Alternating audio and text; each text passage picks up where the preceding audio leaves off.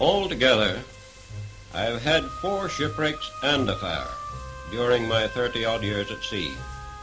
But by far and away the worst of them all was the one I'm going to tell you about now, the loss of the Titanic. I joined her in Belfast while she was still in the builder's hands, the biggest and finest ship in the world, and given the normal life of a ship, I'm pretty sure she would have proved the fastest. But let me say right here and now, neither that night nor that voyage were we out for any records.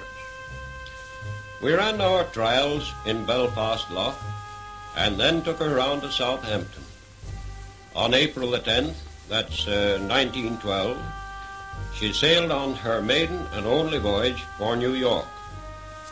From the moment we left Belfast, we had marvelous weather. And even when we got out on the Western Ocean, or Atlantic, as you probably know it, it was as smooth as the proverbial mill pond, not a breath of wind, and the sea like a sheet of glass. In any other circumstances, those conditions would have been ideal. But anyone with experience of ice at sea knows that those very conditions, and a moonless night, only render the detection of icebergs all the more difficult, and calls for additional alertness on the part of both officers and men. Speaking for myself, I knew only too well that there were chances, if long ones, of sighting an iceberg, but as I reckon, in ample time to clear it with a turn of the wheel. On that night of April the 14th, we all, that is, the captain and officers, knew perfectly well that we were just about entering the region where ice might be sighted at that particular time of the year, and had taken all necessary precautions. Now, throughout the day, there had been the usual wireless messages from different ships reporting the weather, hot icebergs, and so forth. But as none of these bergs reported lay on our course, well, they didn't directly concern us. But when the evidence came to be sifted out at the inquiry held in London afterwards, it then came out that one very vital message received in the Titanic's wireless room that night had never been delivered to the bridge.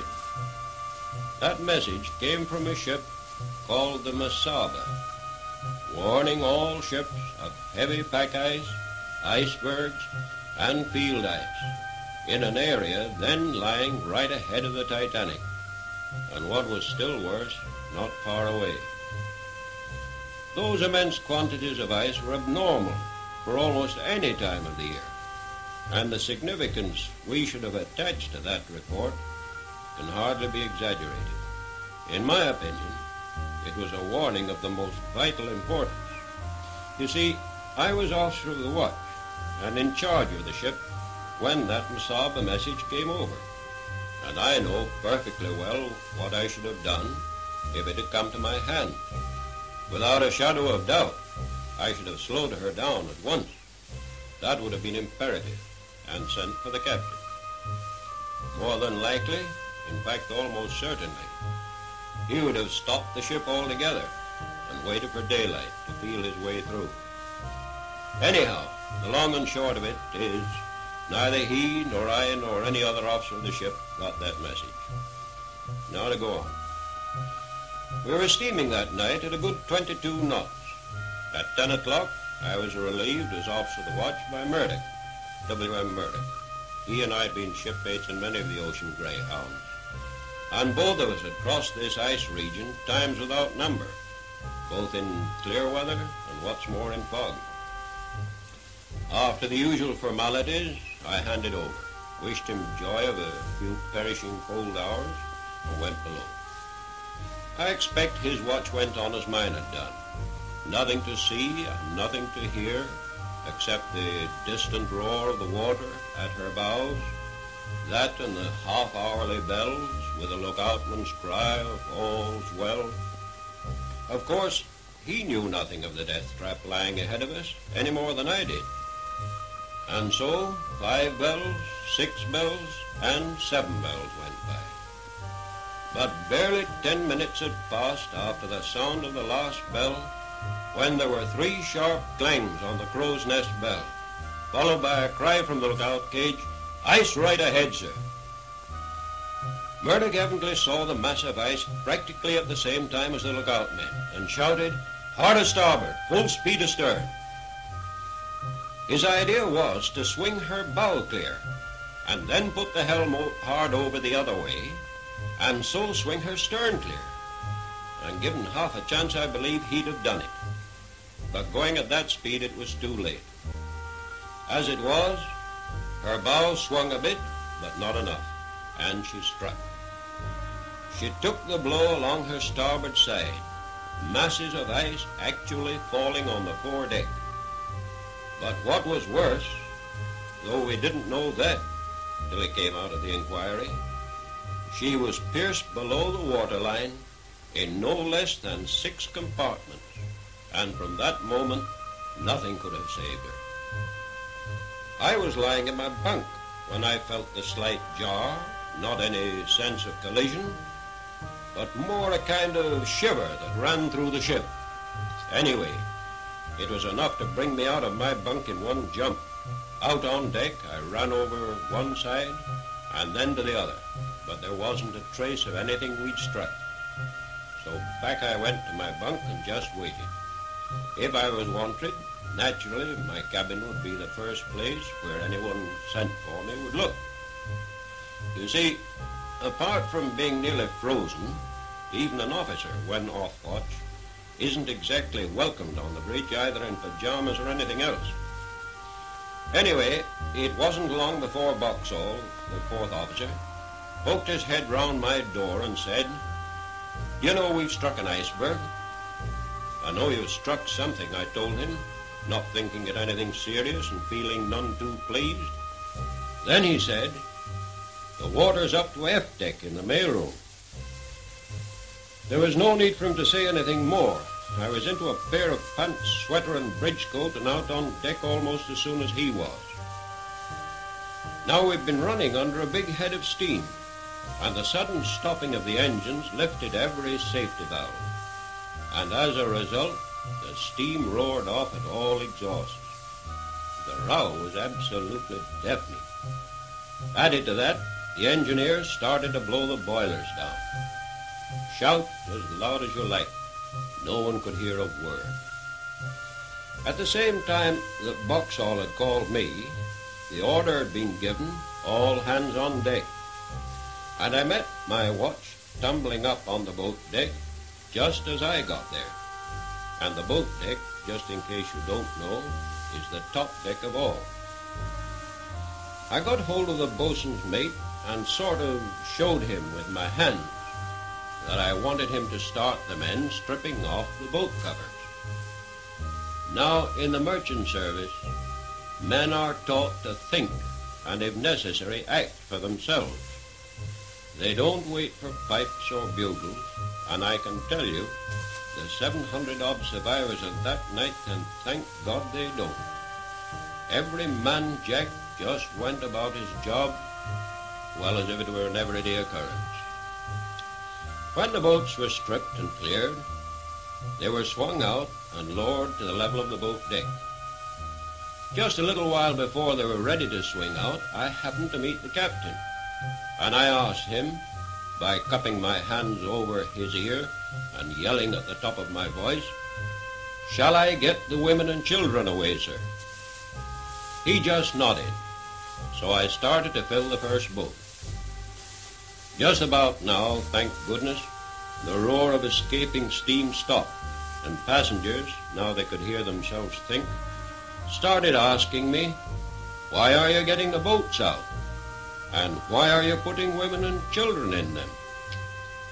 I told them it was merely a precaution, and that very likely they'd all be taken on board again at daylight, or at the worst, taken on board the ship everyone could clearly see, only a few miles away. We could see all her lights, quite plainly. But here again we were up against it. That ship was the Californian, and though her lights were plain to everyone on board the Titanic, she seemed to pay not the slightest heed either to our wireless calls or to the distress signals we were firing every minute. The reason why she didn't answer our wireless calls, which other ships heard halfway around the earth, was because she only carried one wireless operator. And when we struck the iceberg, he'd just gone off watch, so it was no fault of his. But why no notice was taken of our distress signals, shells that are fired hundreds of feet up into the air to explode with a cascade of stars, heaven only knows. What a chance her captain missed. He could have laid his ship right alongside the Titanic and taken practically every soul on board. However, he didn't, and the two ships gradually drifted further and further apart. And, according to the officer of the watch, a Californian, the Titanic's lights disappeared at 2:40 a.m. They did, and with his own eyes, he'd personally witnessed one of the greatest tragedies of the sea. But to go back again, up to the time of getting away the first few boats, no one believed that the ship was actually in any danger. I'm afraid my own confidence that she wouldn't or couldn't sink rather conveyed itself to others, for there were actually cases where women absolutely refused to be put in a boat. I remember one young couple, evidently not long married, walking up and down the boat deck. I asked the girl, she was only a girl, from the western states, I should say, if I should put her in a boat. But no, she wouldn't be parted from her husband. Not on your life, she said. We've started together, and we'll finish together.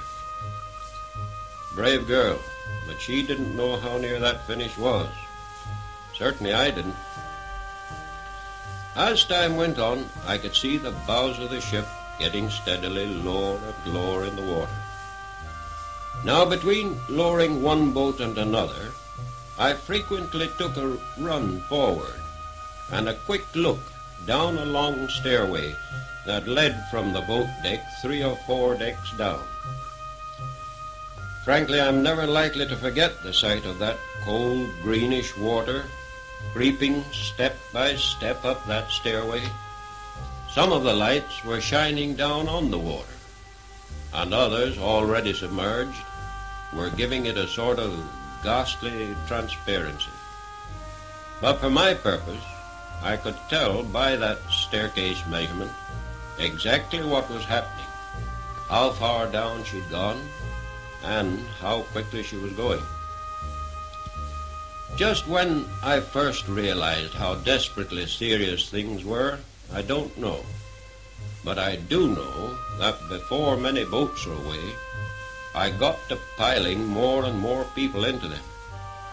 Partly because I now knew she was going, and partly because the boats were not remaining by the ship to be filled to their full capacity when waterborne. A far easier job than lowering them with their full complement from that tremendous height.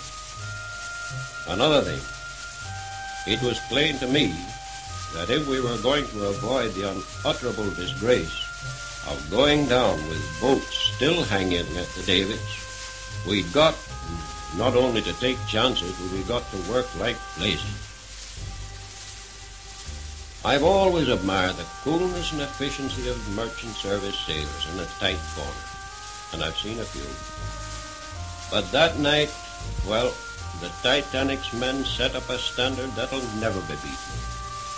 Every single boat was filled and lowered from davit head to water and got away without an accident of any kind. And that despite the pitch-black night and the conditions we were working under. The same tribute must be paid to the passengers for the courage they showed.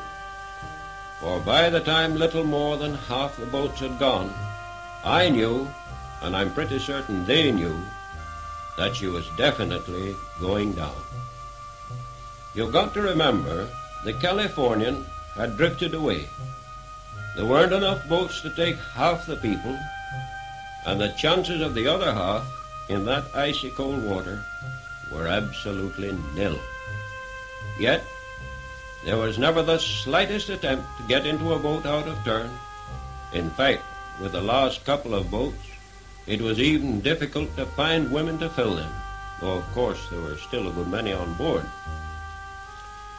Then came the very last boat of all, and it was a sort of raft with collapsible canvas sides, stowed upside down on top of the officers' quarters, and that's above the boat deck. A seaman named Hemming, he'd been with me in many of the mail boats, he and I cut this one adrift and threw it down on the water, which was now about 2 feet above the boat deck. Hemming, by the way, had earlier on given up his place in a boat after being told off to take charge of it, and unbeknown to me, had followed round, helping me with the lowering. A ticklish job even in daylight. Having dumped this collapsible, there was not a thing further we could do on that side, so both of us went over to the starboard side.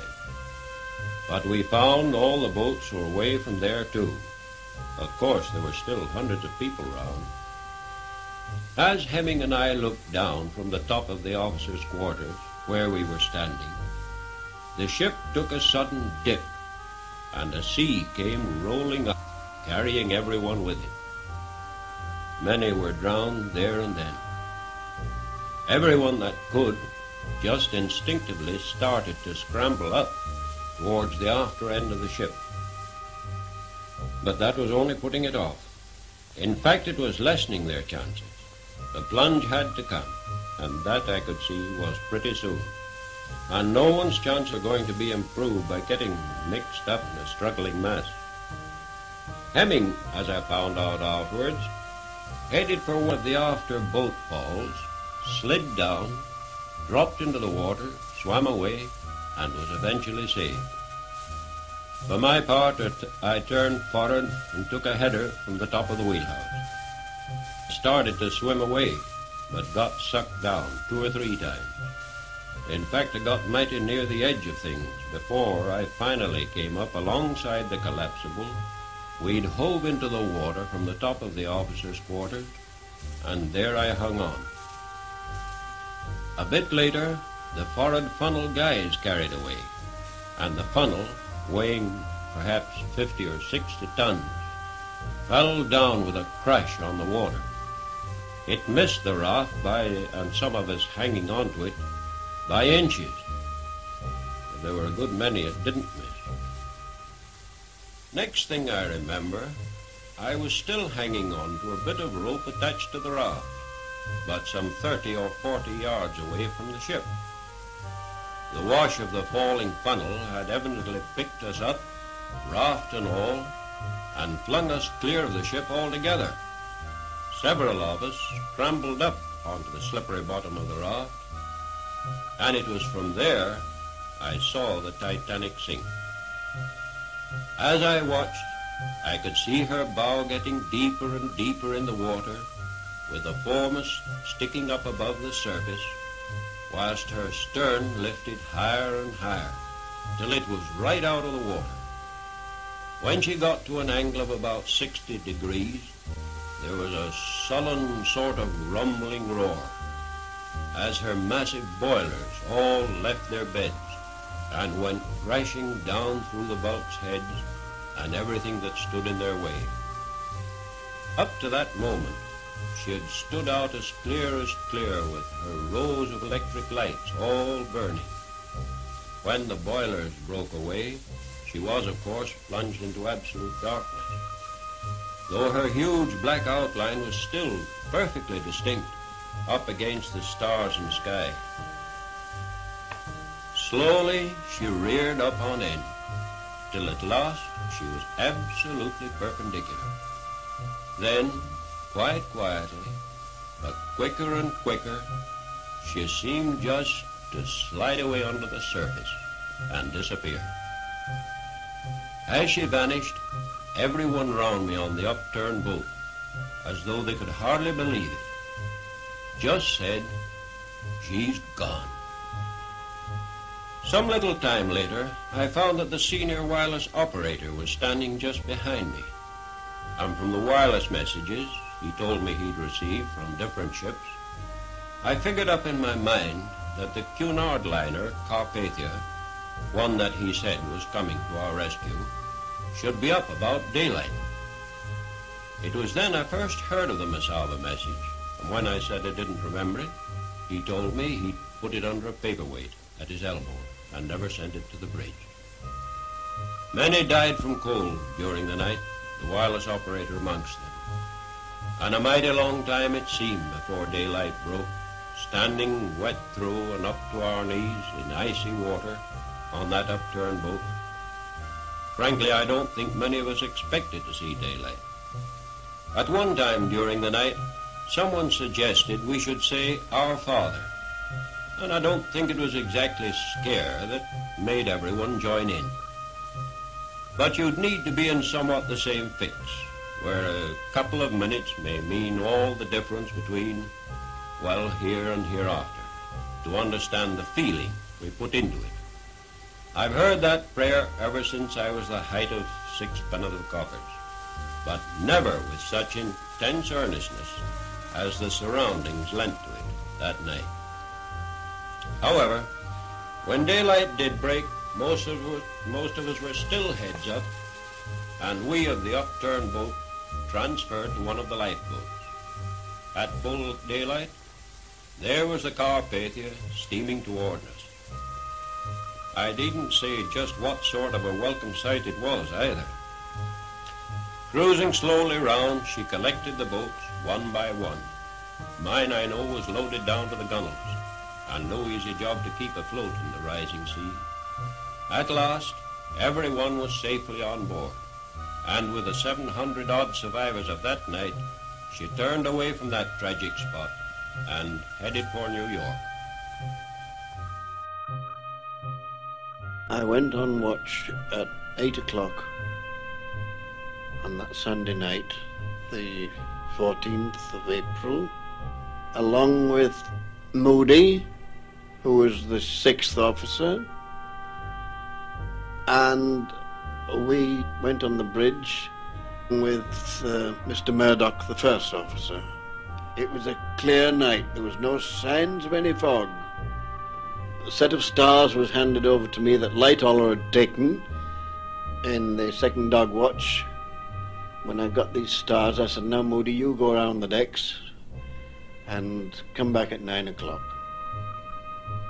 I don't know whether the captain came up before 9 o'clock or after 9 o'clock, but anyway, I didn't leave the bridge until after 10 o'clock, having worked the stars out, and when the captain came up, I showed him the position on the chart. She was just over 20 miles ahead of the dead reckoning.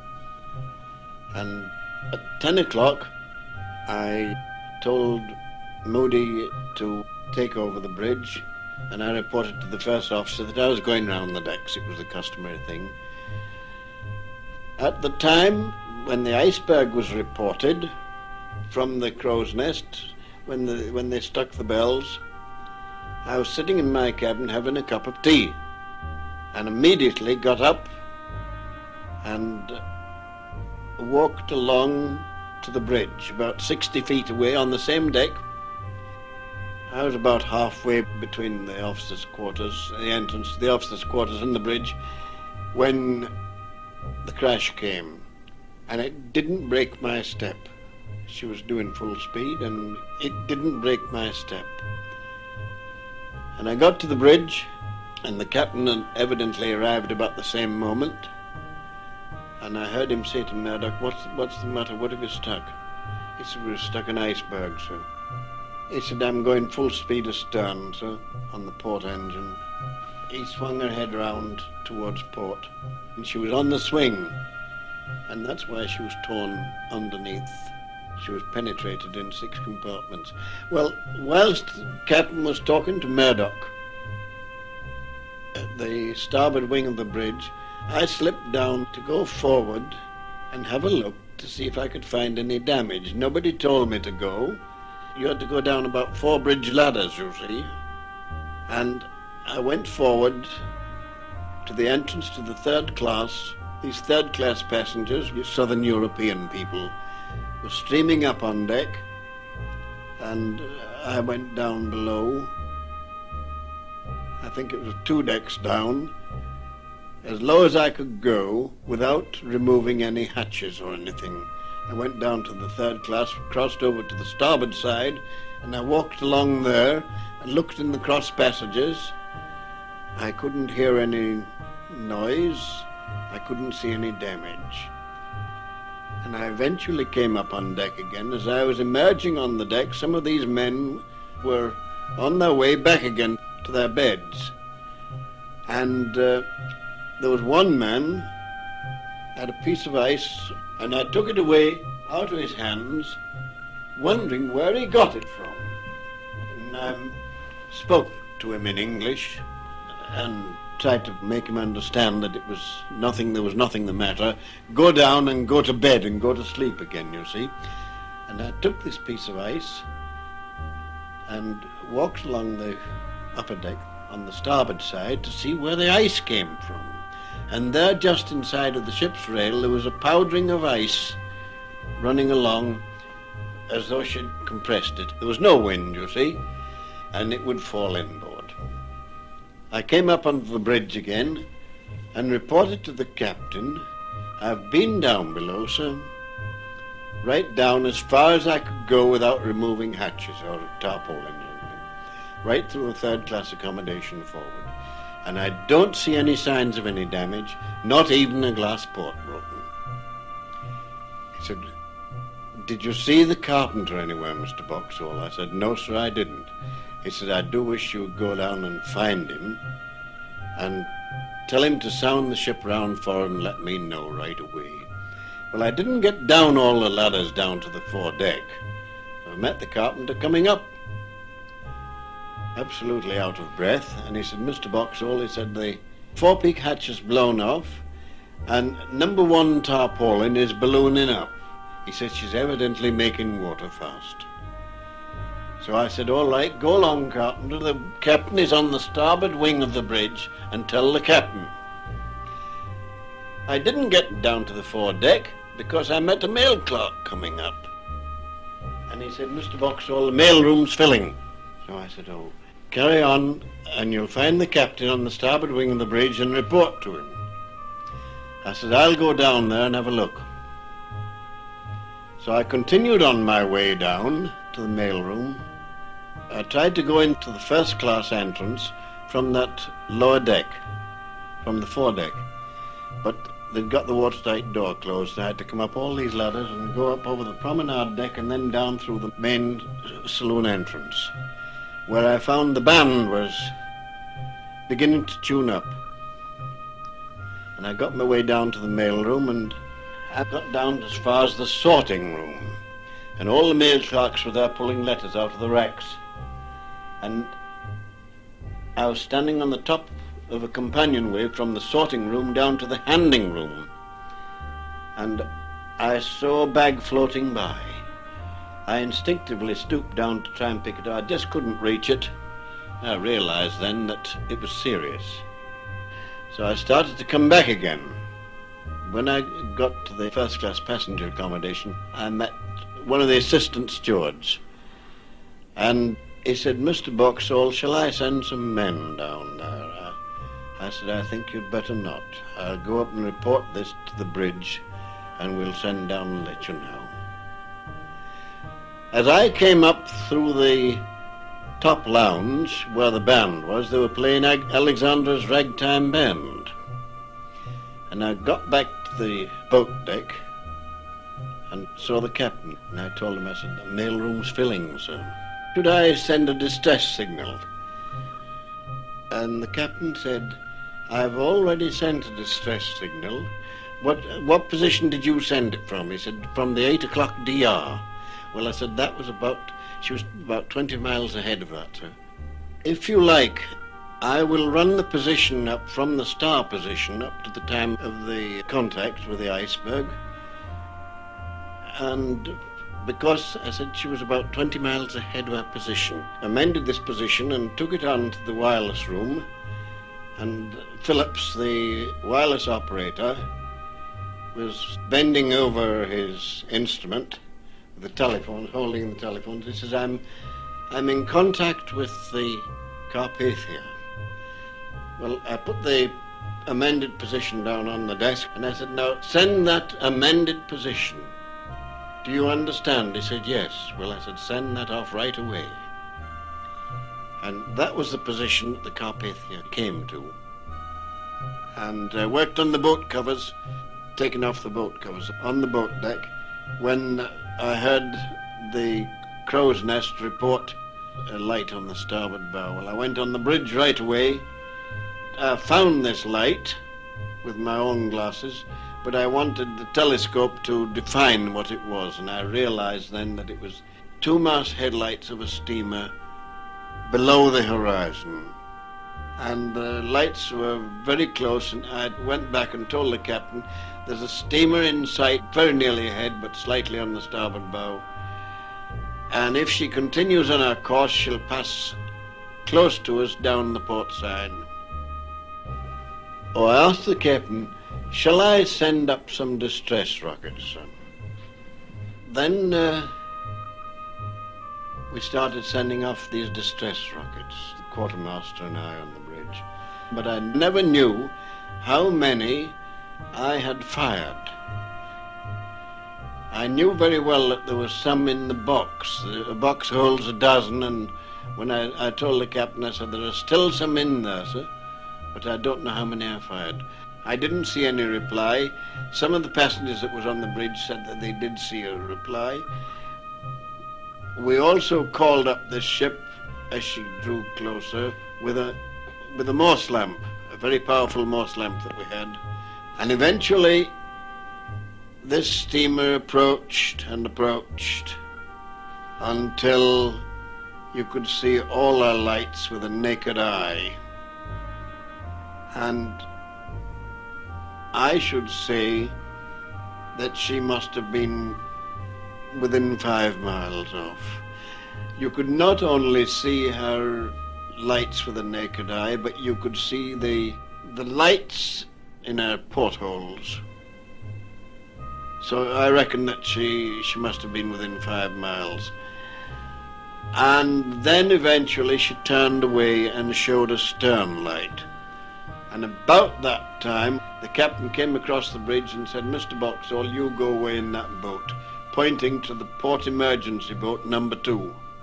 And he said, hurry up, Mr. Wilde is waiting to lower it. So I said, you see that white light over there? So pointing it out to him, he said, yes. I said, that is the stern light of that ship.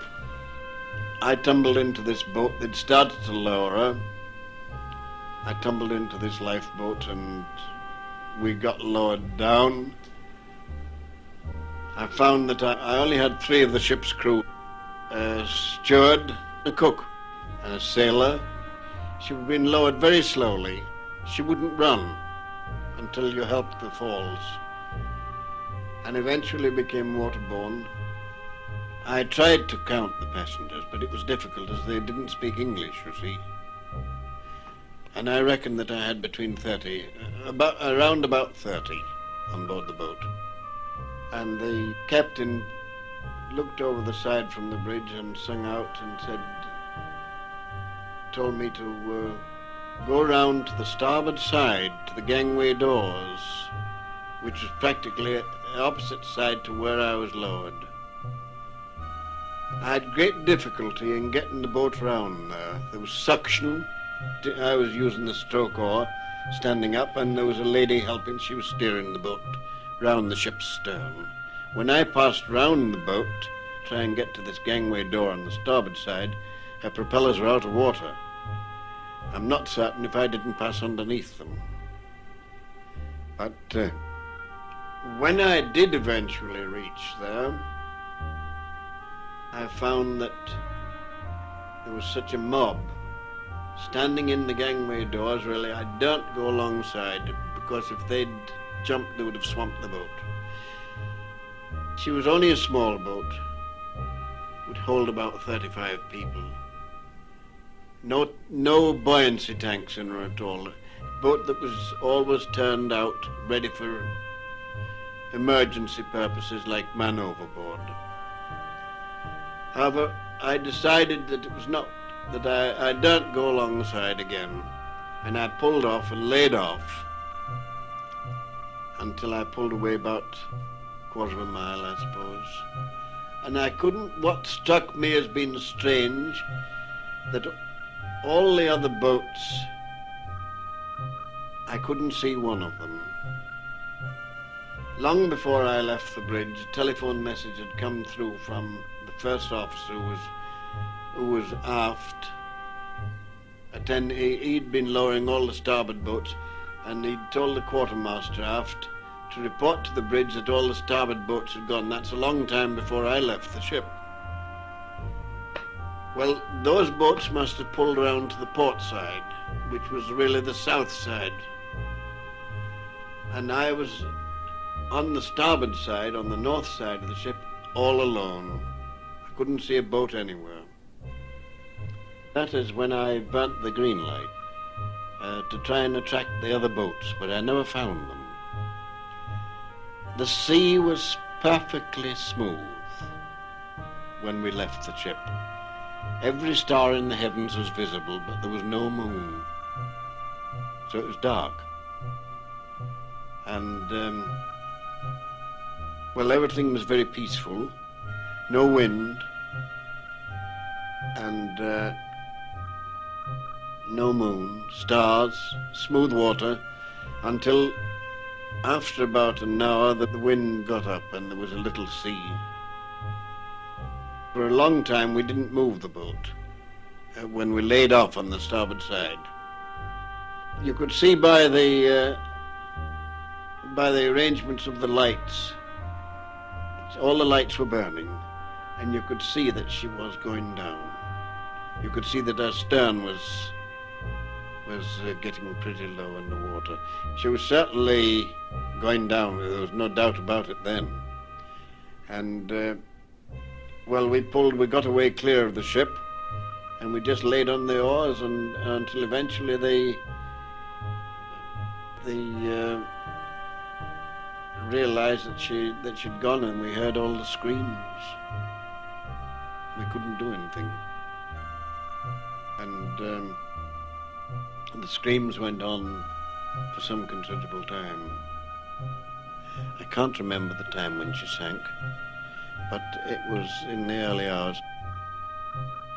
I didn't see any ice whilst I was in the boat, but I could hear there was a little breeze sprang up before we got to the Carpathia, and I could hear the water on the ice, field ice or whatever it was. But I never saw any ice until after we'd been picked up by the Carpathia. Eventually, we saw a rocket go up, and it turned out to be the Carpathia. So she'd seen my green light that I'd burnt. So I burnt another one, and eventually she steered for the position that I was in. And consequently, I was the first boat picked up. People on the Carpathia told me that it was about just before 4 o'clock, about 5 minutes to 4, I think. And I got alongside there. Everything was ready. Derricks was hoisted.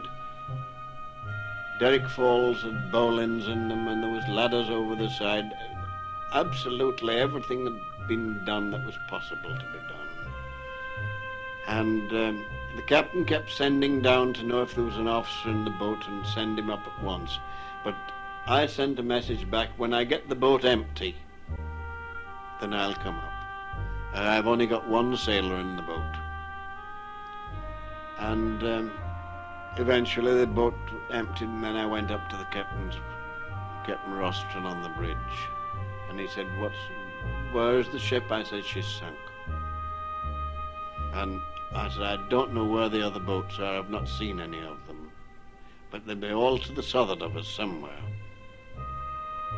And it was daylight eventually before any boats were sighted. And it was nearly 8 o'clock, I think, as near as I can remember. It was certainly broad daylight when we picked up the other boats. We cruised around in the Carpathia then, and eventually picked up all the other boats. And some of them were hoisted and left in their davits, and some were turned in and put on the deck. We steamed over the ground in the daylight. The Californian, she appeared. I don't remember seeing any other ships. The captain was going to put his officers on watch and watch. So we Titanic officers, the juniors, that was Moody and Pittman and I, we went on watches. We took soundings because we got fog all the way into New York. What was the first real indication you had that something had gone wrong? Well, I went to the gala dinner. I had on a white satin evening dress. And after the gala dinner, knowing that we were going to post letters, I thought it a good idea to go up to the drawing room and write a few letters. And as I sat there writing, this was on Sunday night, the rule and regulations of White Star are lights out 11:30, especially on Sunday. So I was writing, and the call was lights out. And I turned to the steward and I handed him my letters, and I said, I'll pay you for the lamps tomorrow morning. But take the letters, they're ready. And I walked down quietly down the hallway until I got to my stateroom. And just before going to my stateroom, A11, there was a bump. As I turned the handle of my room, there was another bump. And as I got into my room, there was a third bump. I thought to myself, what are these bumps? Sort of little pushes, nothing very violent. And I had made a date with the gentleman to take a cup of coffee with him that night. And I called out to him at a nearby stateroom, and I said, come on, see what the bumps are. And I slipped on a coat over my white satin evening dress and went right out from my own stateroom, because my stateroom had a door leading to the promenade deck. And as I got out on the promenade deck, I saw a large gray, well, it looked to me like a building floating by. Great big gray thing. But that building kept bumping along the rail, and as it bumped, it sliced off bits of ice, and ice fell all over the deck. And I, and a great many of my foolish fellow passengers, we just picked up the ice and started to play snowballs. We thought it was fun. We asked the officers if there was any danger, and said, no, nothing at all, nothing at all. Nothing at all, just a mere nothing. We just hit an iceberg. It's nothing, nothing. I remember looking over the rail and seeing a fully lighted ship very close by. I've always said that I saw a man walking on the deck, and I did. They claim I didn't, but I'm extremely farsighted. As a matter of fact, I had defective eyesight, and I was too farsighted. Now that ship, we were told, was the California. And it was the California. With all the denials that have been made since, it was the California. How are you so sure of that? What's that? How are you so sure of that? Because it was the only other ship, and when we got on the Carpathia, we were told by Captain Rostron that the Carpathia was standing by, and the officers on the Titanic told us all, don't worry, the California will pick up everybody in case you don't come back for breakfast. Now, we were told we were only going to leave because it was rules and regulations. No danger whatsoever. We'd all be back for breakfast. And I thought it was perfectly asinine to leave a warm, comfortable ship to come back for breakfast. I thought it was, why? The English have got rules and regulations, but they're just plumb crazy. I'm sticking to this ship. And you had no idea, even long after you hit the No, I iceberg, just that you were thought in it was real ridiculous, danger? ridiculous. So I went to bed. I was in bed, and some man, I never yet identified who he was, came to my door, knocked at the door and said, "Madam, get up. They're claiming that women and children should leave the ship. Put on your life belt. Get up." So I got out of bed. I only had one woolen dress that was out. A sheath dress, a half a yard around the ankles, so tight that from my hips to my ankles I was practically, well, I would say I was in a potato sack. I couldn't walk. I had a hobble. In those days, they were called hobble skirts. And there I was, in this tight skirt, absolutely useless. And I put on a wool cap and a couple of foxes. I remember a white fox and a brown fox or something. And the thinnest fur coat I had, a broadtail, which I might as well have put a tissue paper on. I couldn't have been dressed more ridiculously. And lovely velvet slippers with diamond buckles. Now, I promised my mother never to leave my little mascot. I thought nothing of danger, and the little mascot was left on my dressing table. But I did do something that was clearly idiotic. I locked the windows of all of my staterooms. I locked every trunk. I locked the bureau drawers and the cupboards. I took all the keys, the trunk keys, and then went forward on the same deck to the drawing room, A deck, and sat down comfortably in a big easy chair.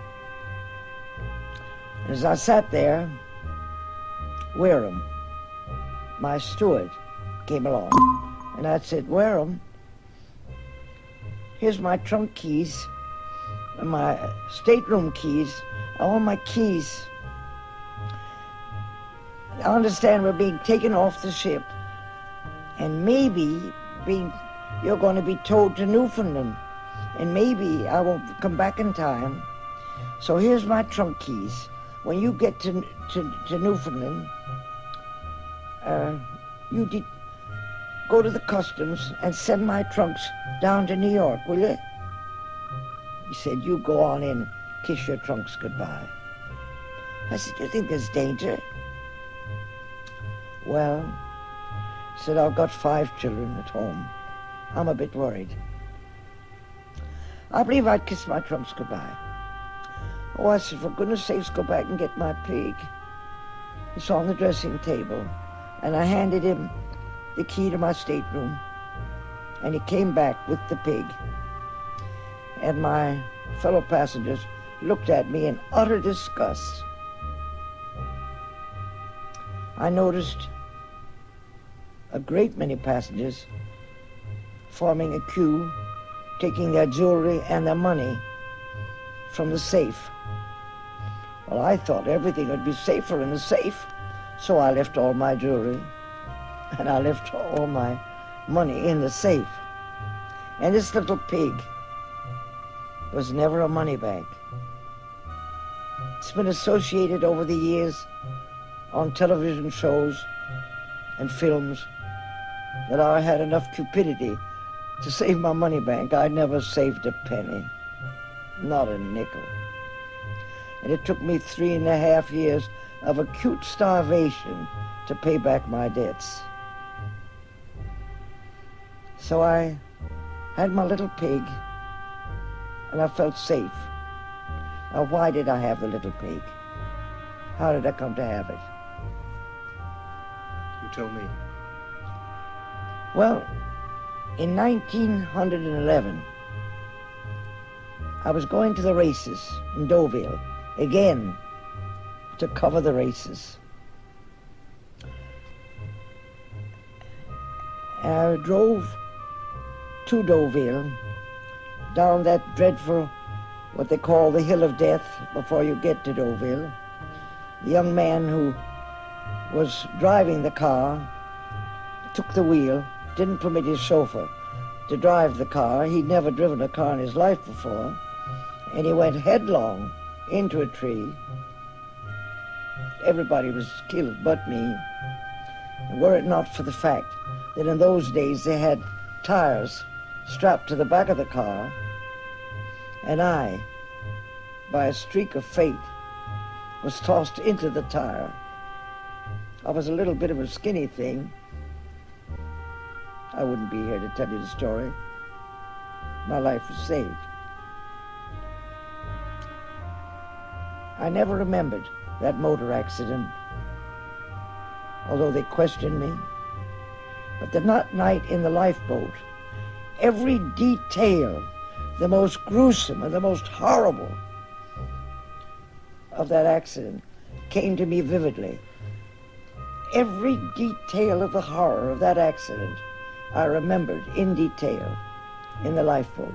But carrying that pig, which became your mascot, how did you get from the Titanic into the lifeboat? Well, I made up my mind I wasn't going to leave the ship. Bruce Ismay stood on B deck and kept calling out, "All women and children, come to B deck." I went up twice. It was so cold. I thought myself idiotic. I'm going back. And I went back twice to A deck and sat down until finally Bruce Ismay spied me and called out to me. He said, "All women and children, I thought had left the ship. Come up here." And I walked up to B deck, and Bruce Ismay picked me up. Well, it was almost as if I was a rat terrier, and threw me down a little winding iron staircase.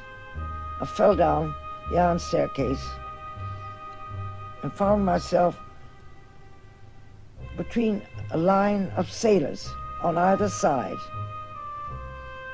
And I looked down and found I'd lost one of my buckles on my shoe. I wanted that buckle. I was that much interested in the buckle and absolutely disinterested in anything pertaining to saving my life, because after all it was an unsinkable ship, you see. What could happen to me? Moreover, I had my little pig. Nothing could happen to me. So I walked along the rail, and I found a gentleman standing at the rail. Strangely enough, the very gentleman that I had told on the tender that I was frightened to take the Titanic. And he said to me, "Hello, come on. You're going to get off of this ship." And I said, "Not me. How do you expect me to get off of anything with this thing I've got on? I'm a prisoner in my own skirt. I can't even walk, much less get up to that rail and then jump across the ocean into a lifeboat. Oh, no, not me. I'm not an acrobat." Well, he says, "You'll have to." And as I stood there arguing with him, and I had my little pig, mind you, under my arm, it was white,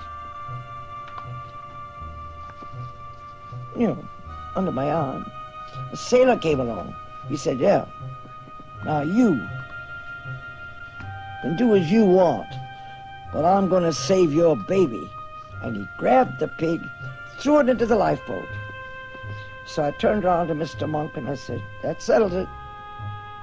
Here I go. I don't know how I'm going to go, but I've got to go. I'm going to follow that pig. I promised my mother. Well, he may have thought I was insane. Nobody knew what the pig meant to me. So he made a cradle of his hands with another gentleman.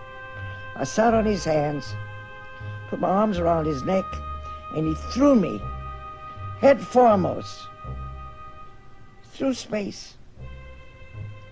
And I fell in the bottom of the boat and kept looking and looking for my pig. I found him with his broken, poor little legs broken, and his nose gone. Well, made me feel very badly, but I kind of turned him.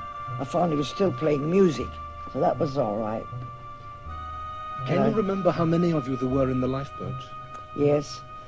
I've managed to find a place on the gunwale and found that I was the next to last passenger in the last lifeboat and the only lifeboat that was full. 68 passengers, about 1/3 of them nearly children. That was the only lifeboat that carried the children. And how long before you were picked up? Well, as we left the ship, the fall lines were knotted. They cut them with a knife. We struck the water. I think it was 10 minutes to 2 or 5 minutes to 2. The ship stood there fully lighted, absolutely lighted, music playing. I heard that in the lifeboat. We still saw the lighted ship alongside.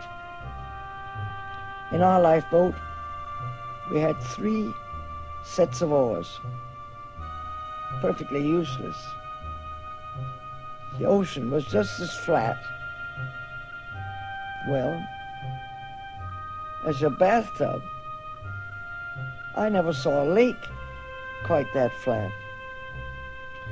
Inky black night, starlit, and not a ripple in the sea. And the kind of cold, well, if you want to know what kind of cold it is, just open your Frigidaire door, take a seat inside and shut the door, and you'll know what it felt like. The kind of cold that your skin seemed to congeal. Now there I was, with nothing on practically, silk stockings, no underwear, no nothing, just about freezing to death. I sat on the gunwale, and the children were crying and whimpering. It suddenly struck me, I believe I'll play music, and then the little children maybe will be diverted and amused. And there I sat, and all night long I played them at cheat. And the poor little children were so interested in the music box that most of them stopped crying. Excepting one little fellow. He squealed like a pig. And strangely enough, years later, only a few years ago, there was a reunion of Titanic survivors in New York. Very few of us. And a great big strapping 6-footer came up to me. I believe he said he was a grandfather. Said to me, I was one of the babies in your lifeboat. And I said, well, I don't recognize you. You look so different today. He said, yes, I'm grown up now. But my mother's here. And then I remembered that that little baby had been thrown by his mother in the wastebasket, and she just walked off the ship, took a lifeboat, forgot all about the baby, and only remembered when she got on the Carpathia that she ever did have a baby. And were it not for the stewardess that heard a whimpering in the wastebasket, in one of the cabins. That 6-footer would not have been there to talk to me. So that's the only time I've ever been reunited with one of the babies. And how long was it before the Carpathia picked you up? Well, we left the ship at 10 minutes to 2. It was 5 minutes to 8. They told me. We got alongside of the Carpathia the next morning. And at that time, Bruce Ismay pulled up alongside in a lace-frilled shirt, black trousers with stripes, braids down, no overcoat, not dressed, and not in a lifeboat, as people claim, standing up in the last collapsible raft. And he came alongside a few minutes after we, the last lifeboat, pulled alongside of the Carpathia. I boarded the Carpathia around about 8 o'clock. They put us on little wooden planks with a rope around us. I think they call it boatswain's cradles or something of that kind. I'm not very up on nautical terms. I ought to be, but I'm not. Have you ever traveled by boat since? I only travel by ship. I never would travel by airplane. And I've traveled time and again since. And Franklin of the White Star made me return 6 months later in the same cabin with the same setup so that I would not be frightened and I would never be conscious on an ocean steamer. But after the Titanic, on the same White Star line, I was on the Majestic when she broke in half, and I was on the Olympic when she struck a tidal wave. As a matter of fact, a great many of the captains sort of avoided me, and I often wonder if the Titanic could have escaped me. I really believe sometimes I sunk the Titanic. The first boats that got away were only half filled. And then the boats that were swinging up in the davits on the starboard side were packed, and people were trying to get in all the way, and they were being pulled back and knocked back, and there was a bit of chaos there. Were women and children getting on the boat first? We got all the women and children we possibly could away first. And some of the women wouldn't leave their husbands, and we couldn't get them away. But the boats were really, truly filled up. But nobody realized then that she would sink, you know. She was supposed to be unsinkable. Absolutely. She had a double bottom, but unfortunately, when we hit that berg, it tore her from forward right off the engine room, and the water simply went straight up into her. Bulkheads couldn't save a ship, because she was torn right out. It's like a knife cutting right through her. Then you got the port lifeboats away. What happened to the starboard ones eventually? The starboard boats were swinging in the davits, packed up, and until she gradually went down by the head and righted herself.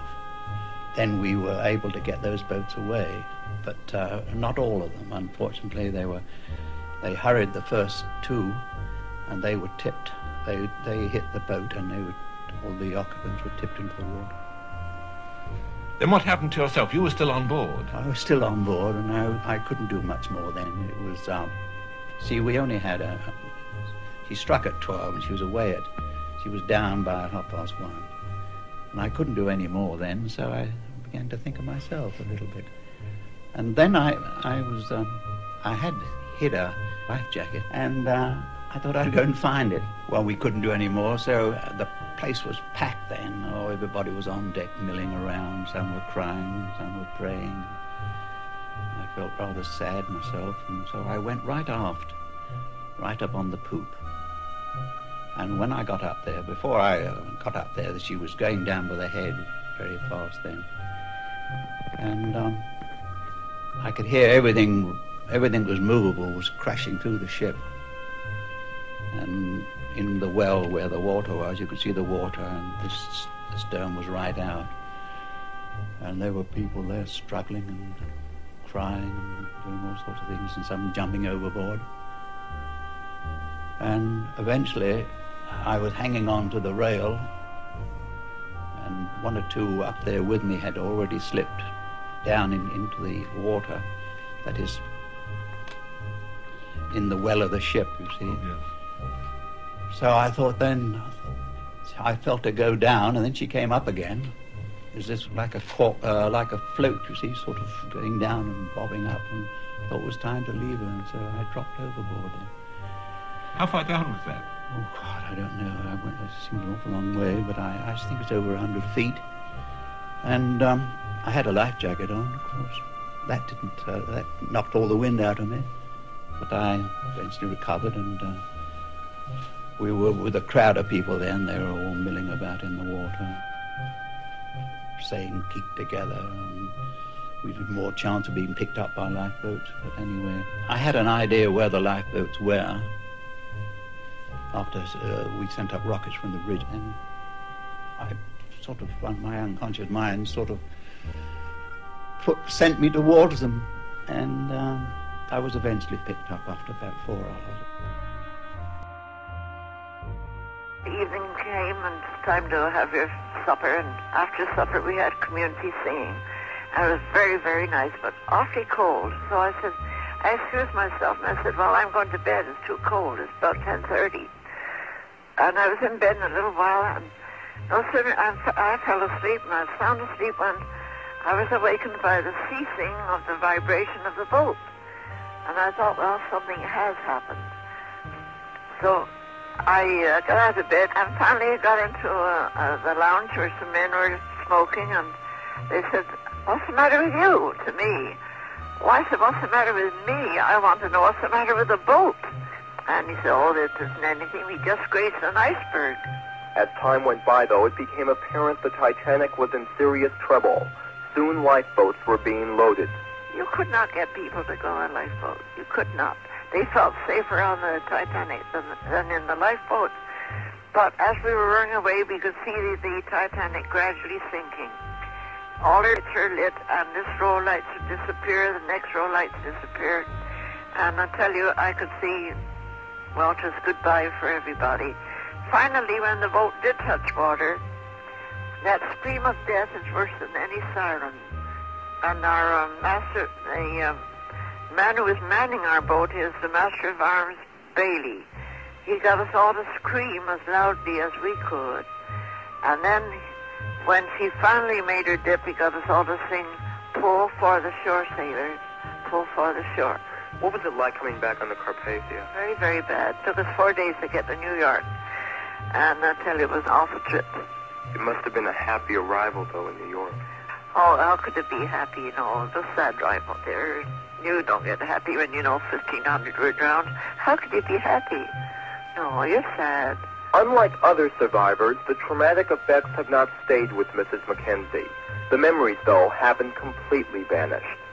I've had vivid dreams of the Titanic, and every time I see this ship, she's way up in the sky, which I don't understand. I see that Titanic full blast, always up in the sky, but I never dreamed of her going down or anything. I've never had any nasty dreams of her. Perhaps the most remarkable thing about Mrs. Mackenzie is how clearly she recalls an event that occurred more than 60 years ago.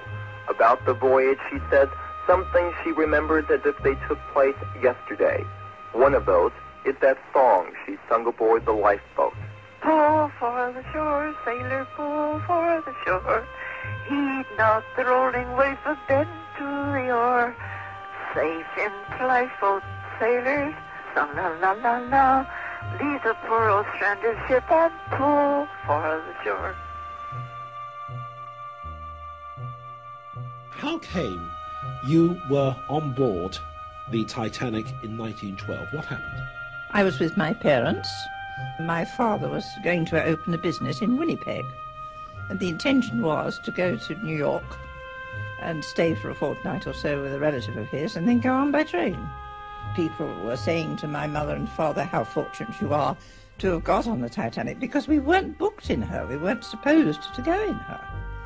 We were supposed to sail in a ship called the Philadelphia, but owing to a coal strike, the Philadelphia didn't sail, and that's how we were transferred to the Titanic. Were you at that time tremendously excited? I was indeed. Not because it was a maiden voyage, that conveyed nothing to a child, but excited because my father was so delighted about it and my mother was horrified. Horrified? Now, why was that? My mother said to my father, "Isn't that the ship that they say is unsinkable?" And he said, "No, this is the ship that is unsinkable." And so clearly I remember the look on her face when she said, "But that is flying in the face of God, and I am so frightened." My mother never went to bed in that ship at all. That's extraordinary. Of course, what happens is now when I see pictures of the Titanic, it fills me with a kind of horror. But I'm wondering whether I'm projecting on it what I know about the vessel, these four sinister funnels and so on like that. Is that a feeling you had at the time before the terrible disaster, or just a young girl's excitement? No. I was excited because I was going in a wonderful big ship with my mother and father. I had no feeling of fear or of apprehension or of anything. But my mother was terrified, so terrified that, as she said, "I will not go to bed in this ship." And she went to bed all day and sat up all night. So I can thank her for being here today. So you went to Southampton and you went on board the ship. What do you remember of the Titanic? What was she like to be actually on board her, inside her? Well, very beautiful. It was the first time I'd ever been in a ship, and so at that time I don't suppose I was as impressed as I would be now, because with hindsight, and having travelled in quite a number of ships since, I realised how very beautiful it was. I was a second-class passenger, which again was, from what I remember, quite as beautiful as some of the smaller first-class ships I travelled in. But in the first class, it must have been absolutely out of this world. I'm told, on very good authority, there were Turkish bars, there were gymnasiums, there was a fantastic staircase, which I imagine the ladies would sweep down in their Edwardian dresses, and it must have been luxurious beyond words. Now, what was the boat deck like? That was the great area on the top, wasn't it, where people would walk along? Can you describe what it was like to walk along as far as you could? Because, of course, you couldn't walk, I believe, all the way along as you were second class. Well, it was a lovely big deck with these lifeboats at the side and these enormous funnels and lots of deck chairs and plenty of people walking about, and the weather was so cold. I was quite glad when my father, who had charge of me all day because, I say, my mother was asleep, I was quite glad when we went inside to the nurseries and places to play. But it was a very lovely deck, of course, very large. Let's get on then to the voyage. She moved away from Southampton, she went to Cherbourg, then to Ireland, and then set out across the Atlantic itself. What was life like on board? Well, there were three classes. I can't say anything about the first or the third. But for the second class, I don't think that the fact of being at sea, it conveys very much to a child. There was so much to do. I was so fond of my father, and I'm quite sure I got away with a lot of things with him that I never would have done for my mother. He spoiled me very much, and the days went by and I was very happy. Did you by any chance, even though you were in second class, meet the captain? Oh, yes, I did. Captain Smith, he was on deck when my father and I were on deck. I imagine he went all over the ship, and he was very nice. He had a beard like my own grandfather, and he admired a doll I had. I had this beautifully dressed doll, and I had a big teddy bear too, which a lot of the children used to play with. And he admired my doll. I remember talking to him and my father telling me that he was the captain. In those days, they wouldn't have had a cinema. You said they had a nursery? Yes, a room where we played with dolls and rocking horses and things, yes. I don't know whether they called it a nursery, but it reminded me of my own. What about the dining room? Because the second-class dining room, looking at the plans now, we can see was huge. It stretched the whole width of the ship. It seemed to me to be very large, and looking at the plan, of course, it obviously was very large. I remember my father commenting on the food and saying how good it was, and there seems to be a copy of a second-class menu for luncheon, I think, on the Sunday, as she sang, on the Sunday night. I've seen that in so many books, but I can't say I remember eating it, obviously. Well, came the fatal day itself, which you said indeed was a Sunday. Have you any memories of that Sunday before she actually struck the iceberg, or was it just a pleasant Sunday? Or did you have services on board ship or anything like that?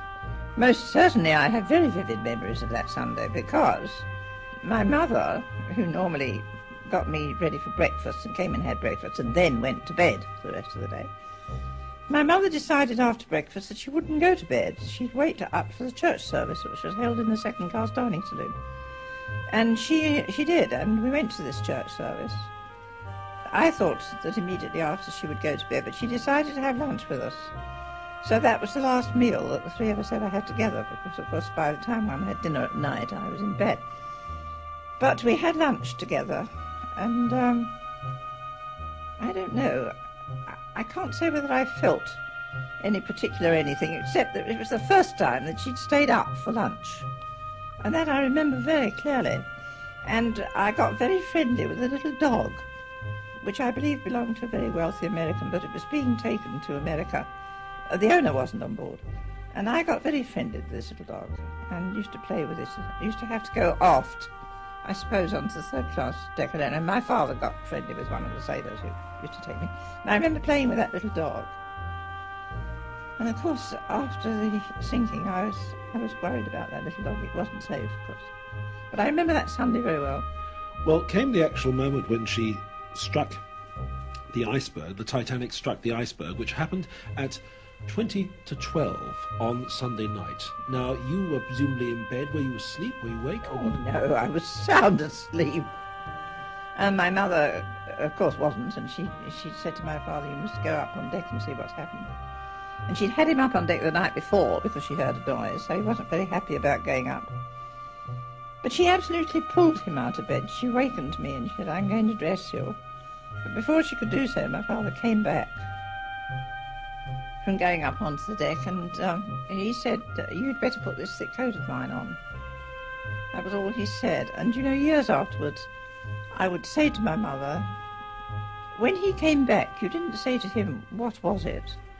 Surely the normal thing to do would have been, if you sent someone to look for something, when they came back, to say, 'What is it?'" But she said, "I didn't have to ask him. I didn't know what it was. I only knew that it was this awful fear that had been with me." Anyway, she put this thick coat on, and he picked me up and wrapped a blanket round me. And we went up onto the boat deck. So, up onto the boat deck, and already quite a lot was happening. Within about 20 to 25 minutes, they were uncovering the boats. What can you remember of what you saw and heard up there at that time? I always query that they were doing that so quickly. It seemed a very long time to me, because my father said to my mother, "Stay here by this lifeboat, and I will go and find someone and see if we can find out what's happened." Because we were on the port side of the ship, and you know, don't you, that the impact was on the starboard side. And the superstructure of that ship with a huge funnel, it was very high. Standing on the deck, you couldn't see what had happened the other side unless you went either aft or forward and went round. And he came back quite quickly and said, "The ship has struck an iceberg." My mother didn't say, "I told you so," or anything like that. She just remained quite quietly. And then he went away again and came back and said, "I've been speaking to one of the officers and they are going to lower the boat, but you'll all be back on board for breakfast." And all that took place, which always makes me feel that that 25 minutes isn't quite right, but I could be wrong. Anyway, they did, of course, lower the boats, and my father had no difficulty in putting my mother and I in because, as I say, we were there, but he made no attempt at all to get in himself. Was there a tremendous bustle? I mean, one's read so much now, it's part of the folk memory about the band playing, about the appalling sound of the steam being let off from the funnels. I mean, can you remember that? What do you remember about going on around you?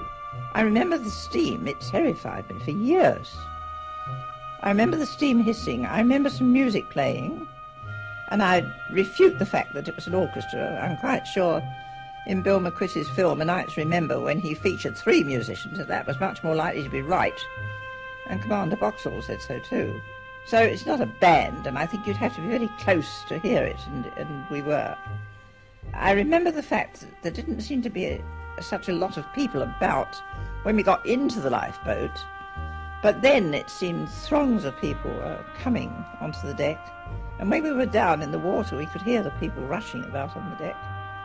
And I'm sure that's when the panic must have started, when people got up onto the deck and found there wasn't a lifeboat there. As a 7-year-old child, were you frightened at that moment, or were you just curious? I was terrified. And you really knew that something appalling was happening, no doubt at that age at all?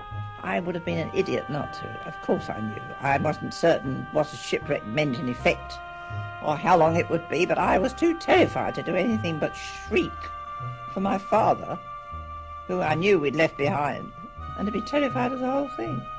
It was an extraordinary business, wasn't it? Because here we have a shipwreck taking place on an absolutely flat, calm night. Can you describe the scene? Here you are now in the lifeboat, and you're looking back. What did the Titanic actually look like before she actually sank? Well, before she sank, she was a very beautiful ship, stationary on the ocean with all her lights on. I don't know what the temperature was, except that it was dreadfully cold, but the sea was the calmest I think I've ever seen. It was the most starlit night I've ever seen. The sea was so calm, it was uncannily calm. And then gradually she it seemed to me to sort of settle down in the water.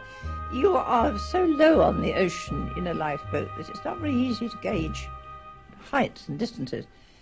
Four parts of the ship dived down nose first, but I don't know how long it was, but it seemed a terribly long time. But even when that part went under the water, the lights were still on, you know. And I looked back and I just saw the whole of that tragedy. I saw that ship break in half, and all through these years when people have said it didn't, I still maintain that I was wide awake. I never closed my eyes again. And my mother also, a thoroughly sensible woman, used to say, of course it broke in half, and the front part went down and left the stern sticking up in the air in a horrifying fashion. And that gradually went down, turning over. I know that's a fact. But it was enormous. And even when we were so far away that she sank, and you get as far away as you can because of the suction, it was a tremendous ship. But I am absolutely convinced, of course, that she broke in half. There's no doubt about that. And the stern stuck up in the air for a long time, it seemed to me. Well, indeed, in the latest evidence which we've seen from the expedition, underwater expedition, we know that the stern is a considerable distance away from the bow. So, in other words, it could not have broken up just underwater. And the second thing is, according to Walter Lord's latest book called The Night Lives On, he quotes, I think, something like 16 witnesses who bear that out as well. That's right. My mother was perfectly firm about it. And as I say, she was a very calm, sensible sort of woman, and she was absolutely convinced about it, and so was I. Oh, I saw it. And over these years, people have talked to me and said, oh, no, you're quite wrong, you were too young to remember. I was not too young to remember. I was not too young to see a dreadful thing like that and never forget it, and I know it happened. Many reports say that as she broke up or she went underwater, there was also a tremendous sound, a roaring sound. That's right, there was. Tremendous roaring sound. And there'd been all this escaping steam, I suppose, as they drew the boilers, I don't know, but the noise of steam was absolutely terrible. And she did have a big roaring sound. And after that came the worst sound of the whole disaster, which was the sound of people drowning. And that's something that no one can hear and ever forget. I used to say to my mother sometimes how dreadful that was, and she used to say to me, yes, but do you remember the dreadful silence that followed it? And it was. It seemed as if the whole world was standing still for minutes after the last sound went. I should think it was. There you were, with the vessel gone. Can you remember what happened, apart from these terrible cries? What else was happening around you? Were you surrounded by other boats? Was it, what? They keep all the lifeboats as close together as they can. And it was discovered that the boat that I was in was overcrowded. And the officer in charge of our boat, Fifth Officer Lowe, decided that he would get rid of his load by putting 2 in that one and 3 in that one and 4 in that one, calling them all together, and go off with an empty boat when he picked up a few people who died quite quickly. So that boat could have been properly filled in the beginning if we'd had a boat job. Now, during the course of 2 going into this boat and 3 going into that, I got separated from my mother. I didn't find her until the next day on board the Carpathia. In fact, we now know that the Titanic ran not merely into an iceberg, but in fact there was a whole ice field. Yes, the next morning, as you looked round, they were like white sails. In the distance, you could see them like white yachts. I don't mean white. Yes, white sails on yachts, with the sun on them, were very beautiful. But they were all round us. Yes. So you have this extraordinary contrast, the horror, and a few hours later, something which really was very, very beautiful. Yes, it was. The sea began to get a bit choppy as it got light. But the icebergs, whatever direction you looked in, they were there. They reminded me as a child of the sails of a yacht. There have been reports, again, there's so many confusing details, that there was a light somewhere on the horizon. In other words, a ship close by which might have come and rescued, but of course didn't until it was too late. That's absolutely true, because I can remember constantly saying to my mother in that first lifeboat, why doesn't that other ship come? You could see it clearly. You were rescued, a few hours later? You see, I don't know what time I left the Titanic. People say to me, when did you get in the boat? I can't tell you. I got in the boat when it was lowered. I know that I was transferred into another lifeboat from the original one, as I told you. And that one that I was in then was the last one to be taken up in the Carpathia, and I understand that was about 8 o'clock in the morning. You were rescued by the Carpathia. What happened then? Well, they were very kind and good to us. I was shrieking my head off for my mother and eventually found her, because she had no idea where I was. She had been put into a boat, I suppose, probably, say, off the starboard side of the lifeboat, and a sailor grabbed me on the port side of the lifeboat and pushed me in another one. I don't know. I only know that when I got into the second lifeboat, she wasn't there. And as she said, when she was put in the other lifeboat, I wasn't there. But I found her, I don't know how long after. We were given clothes, because I'd only got my night clothes and a blanket round me. My mother, of course, was fully dressed, because she sat up all night fully dressed every night of the voyage. But they were very kind and good to us, but of course they hadn't got cabins for us, because I suppose the little ship was pretty full anyway, and she was quite small. But I can remember I was put on a settee in a dining room and looked after as well as they could. What happened to you then? You eventually arrived where? New York? New York, yes. You realise eventually, obviously, that your father had gone. I mean, do we now have years of misery ahead of you after that? Or? No. The first thing my mother said when we got to New York was, how soon can I go home again? There was no point in her going on to Canada. My father was a master builder, going into partnership there with a friend. Well, she couldn't manage that business. So we came straight back to England and back to my mother's parents, who were still alive. And although for the rest of my life I didn't have as much money as I would have had when my father was alive, because we were pretty comfortably off. But he had gone to Canada, or was going to Canada, because his business wasn't very good. But anyway, we managed, and my mother and I were very happy. We were terribly upset about my father, but life went on from there. And from there, of course, well, I'm not going to ask you to summarise the whole of 75 years, but we had, we had the First World War, the Russian Revolution, the Second World War. Hitler has come and gone.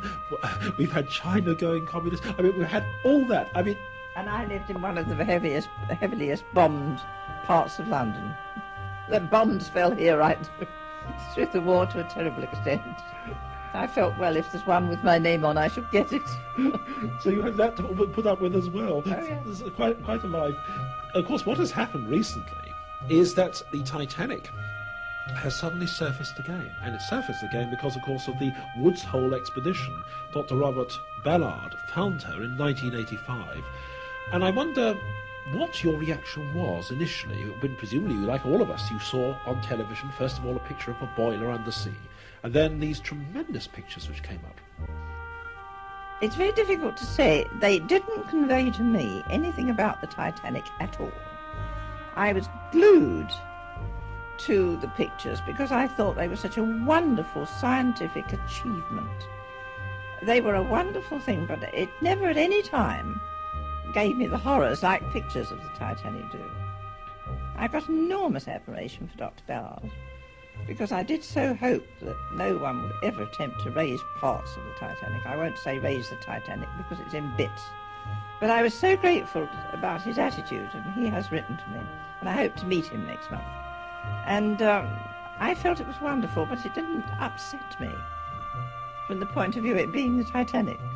This is what I noticed different. I said, we've got one interview of you a few years ago in the BBC, a very short one, And at that time, you couldn't, for example, describe the sinking. It so upset you, you said it sank, and that was it. Yeah. Whereas now, you have given me a wonderful description, and you seem now at least to be able to come to terms, all these years later, at least be able to describe this event without being appalled. Well, you're obviously intellectually appalled, but mercifully, you haven't been emotionally overcome by it now. Well, I've done so many television programmes in the last 10 years everywhere. Germany, France, Canada, America, Australia, Singapore. I've done so many for so long now. And as we've got so scarce on the ground, there's nobody around, I think that's helped me. Yes. It's almost, dare I say, it might have been almost a form of inadvertent therapy. I Yes, mean, possibly. Psychology. That's why I first went to sea. My mother died when I was 23, and from the time of the Titanic disaster until she died, I was so frightened I wouldn't go across the Isle of Wight. But when she died and I was entirely alone in the world, I went to sea as you say, a therapy. And although I wouldn't like to say I'm not frightened of the sea, I lost a lot of the horror. And I've been in many ships since, but I've never been in anything that was touching the Titanic for beauty. And she was so beautiful to look at too. She was lovely. Did you actually have nightmares about this sort of about the Titanic sinking? I had nightmares from the time it sank until I was 23. Terrible nightmares. And I used to waken in a terrible state and go to my mother's bedroom, and I saw her there, and I immediately calmed down. I didn't even waken up. If she was there, that was all right. When she died, I realised that these nightmares would get even worse. I hadn't got her to go to. And so I evolved what today is called a therapy, decided the only thing I could possibly do would be go to sea. And I didn't come out of my cabin for 4 days and nights. I was too frightened. But by that time, the stewardess realised I wasn't seasick. Absolutely made me get up on deck. And from that time onwards, I have travelled by sea until the war came, but of course since the war I fly. But it didn't cure me, but I've never had nightmares since. It cured the nightmares. When you go to see Dr. Ballard, what's going to happen? Do you know? Well, the Titanic Historical Society are having a convention in Delaware to not celebrate, I suppose, to commemorate the 75th anniversary of the disaster. And he is coming to that convention, and I am going. And I gather, I mean, we've already seen in the National Geographic magazine that he's been putting together some of his photographs. That's right. And presumably he's going to try and put together what, an enormous mosaic and perhaps a book? Possibly, yes. He told me in his letter that he hoped to see me at the convention and that he was working hard on some work for it. I don't quite know what. Here you are now, a pensioner, shall we say, in terms of age. A long time. And I mean, are you in some ways now, having got through this terrible experience, enjoying it? Because now you're becoming, as it were, in your 70s and your 80s, a celebrity. You are a historic figure, aren't you? I mean, I'm a page out of a history book, and there are days when the pages feel a bit tattered. The schools are doing all sorts of things about the Titanic projects, and I've been all over the place as recently as 2 days ago, talking at the schools, and I am astounded at the knowledge the children have of this disaster. And as you say, I've become almost a celebrity. Sometimes I quite enjoy it because I get asked to various nice dinners and things. Sometimes I get really bored. There was a period last year when I wasn't very well, and I was going out talking about it 4 nights a week for 5 weeks. And at the end of that time, if anybody mentioned Titanic to me, I just felt like saying, go away. but nonetheless, what must be fascinating is the reaction of children, because I suspect I've seen this happen, that young people, when one gets older, sometimes young people tend to regard elderly people as either has-beens or what have you. But with something like this, of course, they do the very opposite, don't they? They do. That's perfectly true. Yes, the children are very, very knowledgeable about it and very interested in it. And I always advise the schools when I go there, I say to them, try and get a copy of A Night to Remember and let the children see that, because it is the only film that's ever been made about the Titanic which is absolutely authentic. And Commander Boxall was alive when that was made, as you know, and helped us with it. But I don't think there's any doubt the children should see that film and not these other stupid things that people have made. Very often I get a letter to say, got a copy of the film and showed it to the children. Did you ever think one day that the Titanic would actually be discovered? I mean, I didn't think so, no. there are many people who are talking about raising the Titanic, something which is obviously going to be much more difficult now. She's broken into pieces, the insides have been torn out, she is a shell. What's your feeling about the basic principle of raising her? I don't think she should be raised. I'm not the sort of person that goes and haunts people's graves. I look upon a grave as just a piece of earth in which there is a rotting body. That doesn't worry me very much. But in this case, 1,513 people died unnecessarily. They shouldn't have died. If there'd been enough lifeboats, they wouldn't have died. But all this vast tragedy and everything that happened about it makes me look upon it as a different sort of grave. And I entirely endorse what Dr. Ballard said. His actual words were, "It is quiet and peaceful, and a fitting place for the remains of this greatest of sea tragedies to rest. May it forever remain that way, and may God bless these found souls." And that's exactly how I feel about it.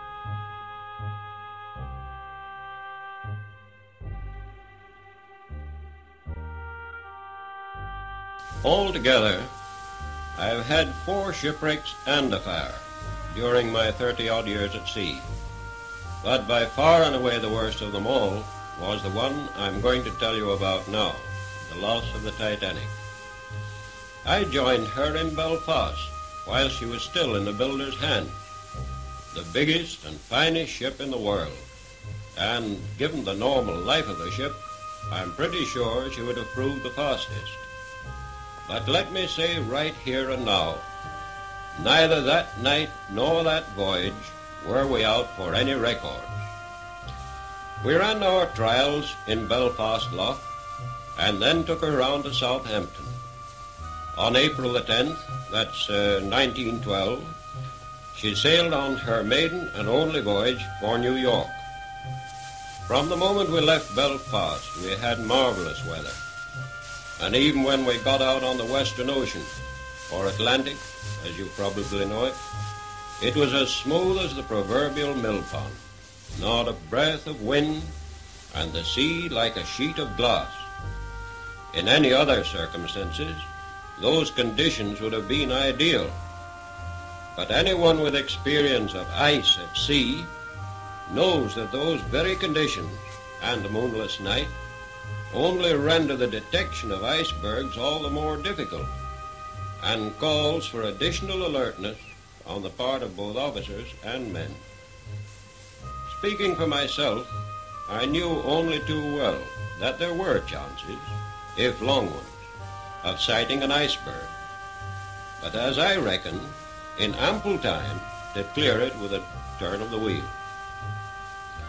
On that night of April the 14th, we all, that is, the captain and officers, knew perfectly well that we were just about entering the region where ice might be sighted at that particular time of the year, and had taken all necessary precautions. Now, throughout the day, there had been the usual wireless messages from different ships reporting the weather, odd icebergs, and so forth. But as none of these bergs reported lay on our course, well, they didn't directly concern us. But when the evidence came to be sifted out at the inquiry held in London afterwards, it then came out that one very vital message received in the Titanic's wireless room that night had never been delivered to the bridge.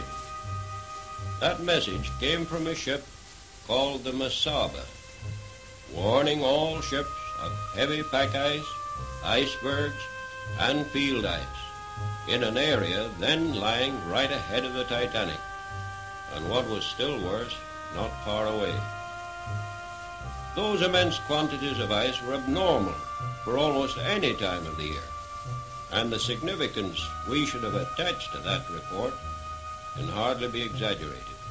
In my opinion, it was a warning of the most vital importance. You see, I was officer of the watch and in charge of the ship when that Masaba message came over, and I know perfectly well what I should have done if it had come to my hand. Without a shadow of doubt, I should have slowed her down at once. That would have been imperative, and sent for the captain. More than likely, in fact almost certainly, he would have stopped the ship altogether and waited for daylight to feel his way through. Anyhow, the long and short of it is, neither he nor I nor any other officer of the ship got that message. Now to go on. We were steaming that night at a good 22 knots. At 10 o'clock, I was relieved as officer of the watch by Murdoch, W.M. Murdoch. He and I had been shipmates in many of the ocean greyhounds. And both of us had crossed this ice region times without number, both in clear weather and what's more in fog. After the usual formalities, I handed over, wished him joy of a few perishing cold hours, and went below. I expect his watch went on as mine had done. Nothing to see and nothing to hear, except the distant roar of the water at her bows, that and the half-hourly bells with a lookoutman's cry of all's well. Of course, he knew nothing of the death trap lying ahead of us, any more than I did. And so, 5 bells, 6 bells, and 7 bells went by. But barely 10 minutes had passed after the sound of the last bell, when there were 3 sharp clangs on the crow's nest bell, followed by a cry from the lookout cage, "Ice right ahead, sir." They played one version of the hymn, Nearer My God to Thee, of which there are 3. I've had this out so many times. And the one they played was the one that was played in church some months after that I was there with my grandmother, and I was so frightened I came out of church. I ran out. I knew the tune so well.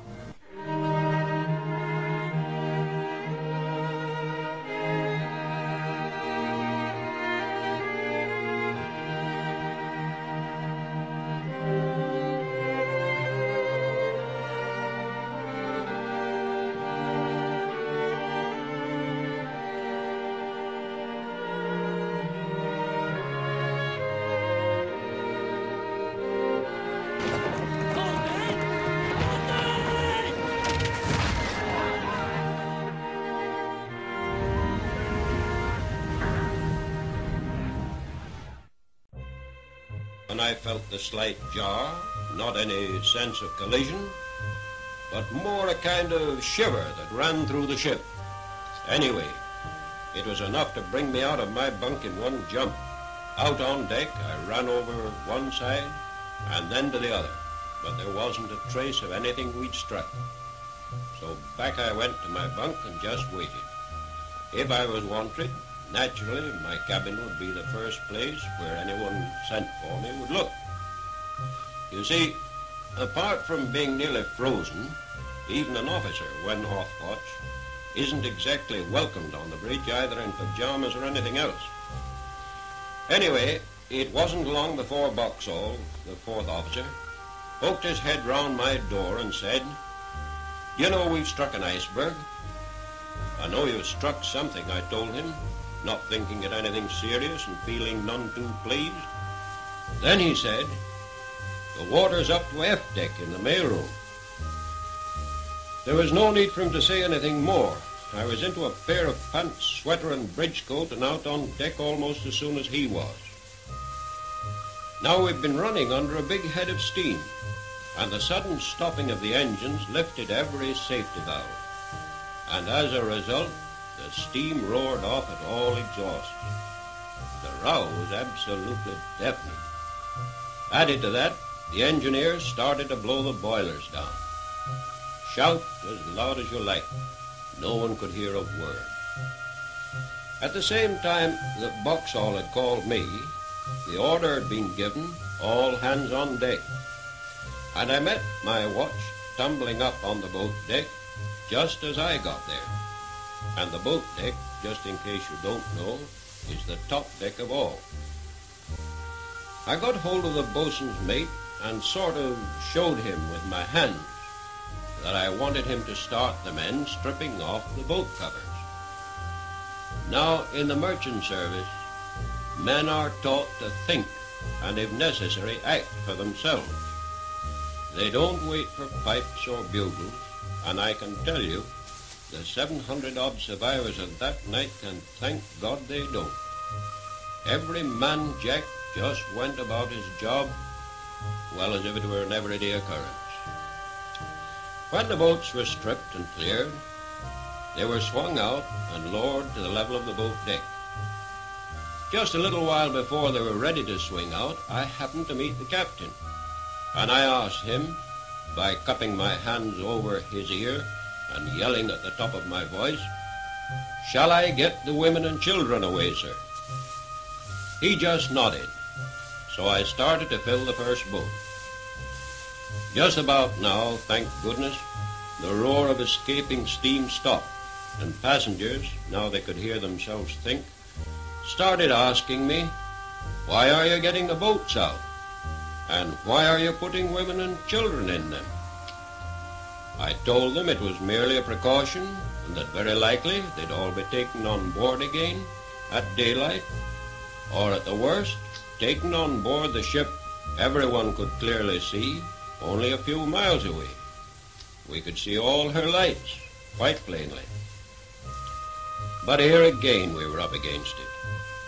That ship was the Californian, and though her lights were plain to everyone on board the Titanic, she seemed to pay not the slightest heed either to our wireless calls or to the distress signals we were firing every minute. The reason why she didn't answer our wireless calls, which other ships heard halfway around the earth, was because she only carried one wireless operator. And when we struck the iceberg, he'd just gone off watch, so it was no fault of his. But why no notice was taken of our distress signals, shells that are fired hundreds of feet up into the air to explode with a cascade of stars, heaven only knows. What a chance her captain missed. He could have laid his ship right alongside the Titanic and taken practically every soul on board. However, he didn't, and the two ships gradually drifted further and further apart. And, according to the officer of the watch, Californian, the Titanic's lights disappeared at 2:40 a.m. They did, and with his own eyes, he personally witnessed one of the greatest tragedies of the sea. But to go back again, up to the time of getting away the first few boats, no one believed that the ship was actually in any danger. I'm afraid my own confidence that she wouldn't or couldn't sink rather conveyed itself to others, for there were actually cases where women absolutely refused to be put in a boat. I remember one young couple, evidently not long married, walking up and down the boat deck.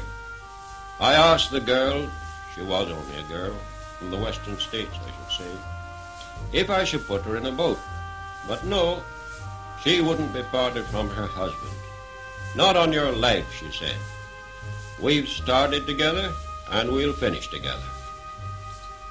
Brave girl, but she didn't know how near that finish was. Certainly I didn't. As time went on, I could see the bows of the ship getting steadily lower and lower in the water. Now, between lowering one boat and another, I frequently took a run forward and a quick look down a long stairway that led from the boat deck 3 or 4 decks down. Frankly, I'm never likely to forget the sight of that cold, greenish water creeping step by step up that stairway. Some of the lights were shining down on the water, and others, already submerged, were giving it a sort of ghastly transparency. But for my purpose, I could tell by that staircase measurement exactly what was happening, how far down she'd gone, and how quickly she was going. Just when I first realized how desperately serious things were, I don't know. But I do know that before many boats were away, I got to piling more and more people into them. Partly because I now knew she was going, and partly because, boats were not remaining by the ship to be filled to their full capacity when waterborne. A far easier job than lowering them with their full complement from that tremendous height. Another thing, it was plain to me that if we were going to avoid the unutterable disgrace of going down with boats still hanging at the davits, we'd got not only to take chances, but we got to work like blazes. I've always admired the coolness and efficiency of merchant service sailors in a tight corner, and I've seen a few. But that night, well, the Titanic's men set up a standard that'll never be beaten. Every single boat was filled and lowered from davit head to water and got away without an accident of any kind. And that despite the pitch-black night and the conditions we were working under. The same tribute must be paid to the passengers for the courage they showed. For by the time little more than half the boats had gone, I knew, and I'm pretty certain they knew, that she was definitely going down. You've got to remember, the Californian had drifted away. There weren't enough boats to take half the people, and the chances of the other half in that icy cold water were absolutely nil. Yet, there was never the slightest attempt to get into a boat out of turn. In fact, with the last couple of boats, it was even difficult to find women to fill them, though of course there were still a good many on board. Then came the very last boat of all, and it was a sort of raft with collapsible canvas sides, stowed upside down on top of the officers' quarters, and that's above the boat deck. A seaman named Hemming, he'd been with me in many of the mail boats, he and I cut this one adrift and threw it down on the water, which was now about 2 feet above the boat deck. Hemming, by the way, had earlier on given up his place in the boat after being told off to take charge of it, and unbeknown to me, had followed round, helping me with the lowering. A ticklish job even in daylight. Having dumped this collapsible, there was not a thing further we could do on that side, so both of us went over to the starboard side. But we found all the boats were away from there too. Of course, there were still hundreds of people round. As Hemming and I looked down from the top of the officers' quarters, where we were standing, the ship took a sudden dip, and a sea came rolling up, carrying everyone with it. Many were drowned there and then. Everyone that could just instinctively started to scramble up towards the after end of the ship. But that was only putting it off. In fact, it was lessening their chances. The plunge had to come, and that I could see was pretty soon. And no one's chances were going to be improved by getting mixed up in a struggling mass. Hemming, as I found out afterwards, headed for one of the after boat falls, slid down, dropped into the water, swam away, and was eventually saved. For my part, I turned forward and took a header from the top of the wheelhouse. Started to swim away, but got sucked down 2 or 3 times. In fact, I got mighty near the edge of things before I finally came up alongside the collapsible. We'd hove into the water from the top of the officers' quarters, and there I hung on. A bit later, the forward funnel guys carried away, and the funnel, weighing perhaps 50 or 60 tons, fell down with a crash on the water. It missed the raft and some of us hanging onto it, by inches. But there were a good many it didn't miss. When the boilers broke away, she was, of course, plunged into absolute darkness, though her huge black outline was still perfectly distinct up against the stars and sky. Slowly, she reared up on end, till at last she was absolutely perpendicular. Then, quite quietly, but quicker and quicker, She seemed just to slide away under the surface and disappear. As she vanished, everyone round me on the upturned boat, as though they could hardly believe it, just said, "She's gone."